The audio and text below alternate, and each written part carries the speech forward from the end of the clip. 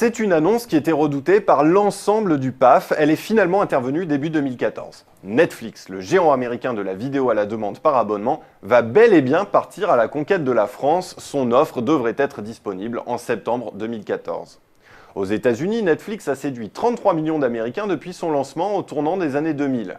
Le site a construit son succès sur un principe simple. Pour environ 8 $ par mois, l'abonné a accès à une offre illimitée et abondante de films et de séries disponibles sur tout support. C'est en quelque sorte l'équivalent de Deezer pour la vidéo.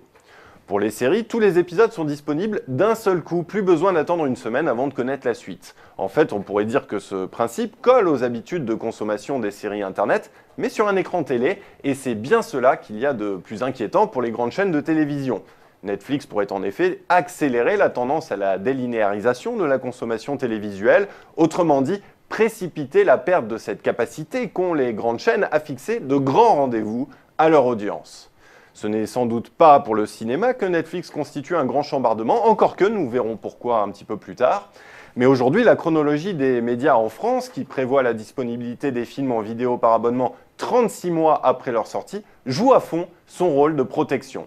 En revanche, pour les séries, c'est une toute autre histoire, d'autant plus que Netflix joue aujourd'hui un rôle de producteur. Par exemple, le géant américain est à l'origine de la série de fiction politique House of Cards, dont il a mis à disposition les 13 épisodes de la première saison en même temps.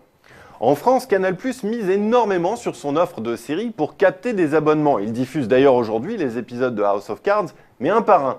C'est donc la plus célèbre des chaînes payantes qui risque de faire d'abord les frais de l'arrivée de Netflix. Je vous propose de reprendre le calcul réalisé par David Targy, directeur d'études Xerfi Precepta et grand spécialiste des médias, qu'il avait détaillé dans une précédente émission sur Xerfi Canal.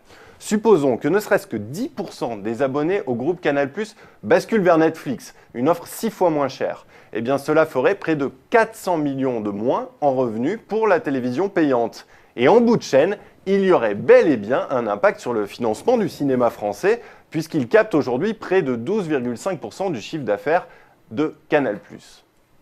Autrement dit, même si Netflix se plie aux règles, comme l'en a averti Martial, la ministre de la Culture Aurélie Filippetti, il semblerait bien que le géant américain porte néanmoins un coup de canif dans le modèle si particulier de l'exception culturelle française.